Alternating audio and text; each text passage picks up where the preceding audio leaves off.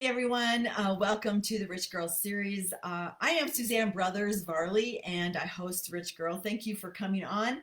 And we are already recording today, number 120. And today we're going to talk about perfection. Perfection, not required. Okay. We're going to talk about a lot of things this morning, but we're going to keep it really short as well. So thanks for coming on. Thanks for listening. Thanks for inviting your friends on. We appreciate Facebook Live being able to do this for us and the format that we've chosen to be able to connect with one another. Now, I got to tell you that some of the things I'm going to talk about you may not agree with, and that is way okay because I know there's a lot of opinions out there. But the things that I'm going to just share with you is no, I am not an expert at them. I just have years of experience that have brought me to this point that I like to share maybe a different perspective. And that's what we can do together by learning. We understand different people's perspectives, different people's views. And this topic is no exception to that comment right there. Okay, so let's start. Let's just start. Okay, you might be asking yourself a question about your own leadership. If you are a leader, if you're successful at it. So I will say that no leader ever got to where they were by themselves. If you are wondering if you are a leader, well, I'm going to tell you that if you're listening to this, you are. Actually, I believe anyone, anyone, everyone, every single person is a leader. Why? Because you're always leading someone. Somewhere in some area of your life, you are leading someone. And that is a lifetime calling, most likely. So, the best leaders that I've ever studied or had the opportunity to really get to know had so many imperfections. I mean, I didn't really want to point those out, but I did notice them. In fact, it actually made my personal respect for them and my admiration even grow more because they were overcoming their own imperfections. Imperfections, a lot of them. The best leaders, probably the most. You know, perfection is not required. It is not required in anything that you're going to achieve in your life or become in your life. It's simply not. There's only one person on the whole universe that was perfect. Yeah, one person. So I really want to help you not get discouraged or not fall into perfectionism. If we hold onto an idea of being perfect, then what happens is our frustrations grow and then they grow out of control. And pretty soon, our dreams and our motivations to accomplish our heartfelt desire, they can fall into pieces. And then we can be convinced by almost any excuse that we lay down that we cannot achieve these goals, aspirations, or dreams, or will even delay them for a long time. So I that's what I really want to say to all of you today is just really let's watch that fatal thing in all of us called perfectionism. Now, if we want to really take a look at leading out from biblical representation, let's take a look at a couple of people. Okay, so first off, let's take a look at Abraham. Well, Abraham was old. Jacob was insecure. Leah was unattractive. Joseph was abused. Moses stuttered. Gideon was poor. Samson was codependent. Rahab was immoral. David had an affair and all kinds of family problems. Elijah was suicidal. Jeremiah was depressed. Jonah was reluctant, to say the least. Naomi was a widow. John the Baptist was really eccentric. I mean, way eccentric. Peter, okay, Peter, impulsive and hot tempered. Martha, she worried a lot. I mean, seriously, she had major anxiety. And then the Samaritan woman, well, she had several failed marriages. Zacharias was unpopular. Thomas had doubts. Paul had poor health.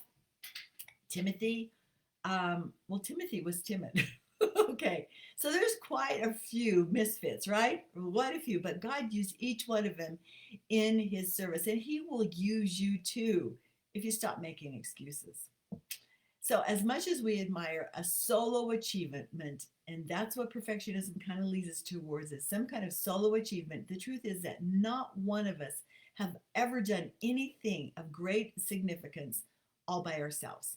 You know, a shared goal with other people will include significance for the whole. Yes, for the whole. Individuals play the game, but really teams. Isn't it true that they really are the ones that make up the championship? The championship. Yes, thanks. So, how do you wrap this idea around your team, your family, your group goal, around individuals? How do you wrap that around them? How do you include each one as a really valued part of the whole? This is really a good time to type out a couple of comments in the comment box right now as how you do that. How do you share a goal? How do you wrap other people into a goal? No matter in what leadership position that you have, whether it's a family, your church, your organization, your girlfriends, okay? All right, but here's what I do know. Here's what I do is that it's not an individual goal, but when two people, even two people, strike their flame in the same place, they can burn things up pretty quickly. So, several amazing women that I've had the privilege of working with, leading, and really mixing stuff up with in business and in my personal life, that a lot of them, I'm going to say most of them, had talent and ability that I did not have. Instead of me being insecure about their ability, I decided that I was going to encourage their talents, reinforce them verbally, and always ask them what their next step was going to be, taking the focus off myself and putting it on others. And by doing this technique very simply, taking the focus off myself, brought other strong people into our organization because it was an attractive organization, it was an attractive group to be others oriented. Strong people will also attract very strong people, and especially if those strong people are not ignored. Okay, we can't ignore the people who are strong. If you've ever ignored someone because you did not know what to do with their strengths, I feel your pain. I've been there before. But this is a time to be very deliberate. Be very deliberate in your actions to see the person that they can become and then treat them that way. Okay, get yourself out of the way and treat those strong people the way they can be. Well, what about some people who are weak? Well, treat them the way they can be. See them the way they can be. One of my greatest mentors in life and in business was Carolyn Savage. And she was also the head of our organization and very high ranking. And she one time told me years ago, she said, Suzanne, you will accomplish things that will make my achievements pale in comparison. And I want to tell you something. I was shocked when she said that. Shocked. However, here's what it did it planted a seed in my mind that I never forgot. And I found that those comments, that one sentence, whispered in my mind many, many times for many, many years. Okay. So, what do you do when you really don't know an individual's talents? What if you don't know what their skill set are? What if you just feel like you don't have enough information? Well, I'm going to suggest to you ask that person. Ask that person what their skills are. Most people, even if they don't admit to knowing where they're strong, they have a pretty good idea. They really do. And it may have been a long time since they even thought about that question or even answered the question within their own mind. But one of the most frustrating experiences now and then is convincing someone whose self esteem, personal self worth has been challenged and that they don't even know that they own leadership qualities. But that's where you come in, is building people, always building people. And you know that the fragrance of the rose lingers on the hand that gave it. When you're working with other people, no matter what that is, whether they're 10 years old, or a 92-year-old, when you help another person, that comes back to you. It's called the golden rule. Okay, so look for ways that you can display strengths and feed that back to them. Okay, let's get an example of that. How would you talk to someone? Well, let's just say her name is Sally. So, Sally, when you did not stop with several no's and you kept going, can I just tell you that that showed determination and drive? And this is a leadership quality that I see in you. When you use the word leadership to another person, that this is what I see in you, it's one of the greatest compliments that you could ever give another human being. I really believe that. Let's try another one. Okay, Deb, you are so loving to your family and give so much of yourself and to their needs. I see that as a very strong leadership quality of selflessness. You know, words of affirmation, like we talked in the five love language, is a powerful thing. And these things are affirmations. They can be done in notes, they can be done verbally, whatever. But also make sure you give yourself a little bit of that too. So, listening for cues, this is essential part of building others. Now, if you are a perfectionist, and most of us really are in some way, it is like people pleasing in an attempt to control how other people view you. Okay, I'm going to say that one more time. If you are a perfectionist, and some of us are in some ways, right? If you're people pleasing, because perfectionists really are people pleasers, they just want everybody to like them. But if you're doing that and you're trying to people please, it's an attempt to control how other people view you. Now, you will almost do anything to get someone to like you, right? I know I have. I have. But stop trying to be liked by everybody. You don't even like everybody.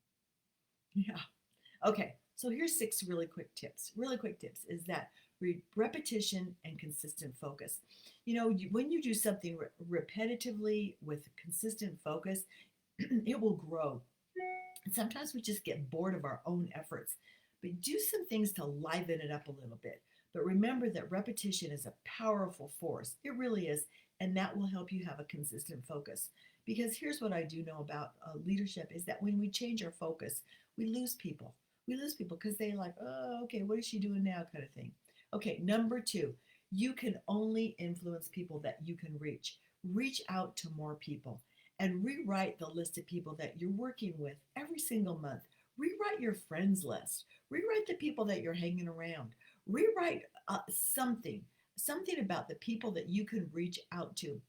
And that's an exercise that I like to do every Sunday as I take the sacrament and I just listen to that still small voice in me is who could I reach out to that week?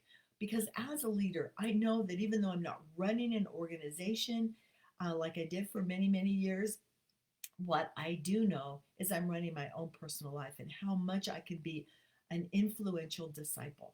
Okay, number three, borrow all the brains. Borrow all the brains that you can. Put others in front. Put people with brainy significance, accomplishment in front of the people that you lead, in front of your family. If you've got an 11-year-old kid that has the worst table manners, and I have had that, you know, find out kids that have really good table manners or who are polite because people are influenced by other people that they are around. Their vision will increase. They will see and hear more. Okay, got it? All right. Borrow some brains, you guys. Borrow influence. Number four, create power partnerships. I really believe in that. Approximately 4 to 5 people in a group is a powerful thing. The design to connect weekly, to encourage, to challenge, to push, and to celebrate each other. Oh my gosh, you guys, that is so important. And number five is kind of along with that is you cannot be everything to everyone, but you can create systems to help fill in those blanks. And number six, along with this, is also people need to be invited to take the journey. And in many ways, they can accomplish more when they're invited to take the journey. Are you inviting people to be part of your life? Are you inviting people to be friends with you? Are you inviting people to move up in your organization? Are you making that invitation? Many people out there are just waiting for an invitation. And when you give that invitation, you know what it says? It says this, right? I believe in you. And that's what the world needs so much is belief, right? Okay, so next week on the Rich Girl series, we're going to be talking about the push. Oh, yeah. Oh, yeah. We're going to be talking about the push. When do you push? Great question, right? Well, thanks for joining us today. Next week on Rich Girl, the push. Okay. Thanks for joining again, and we'll see you all soon. Thanks for your comments, by the way.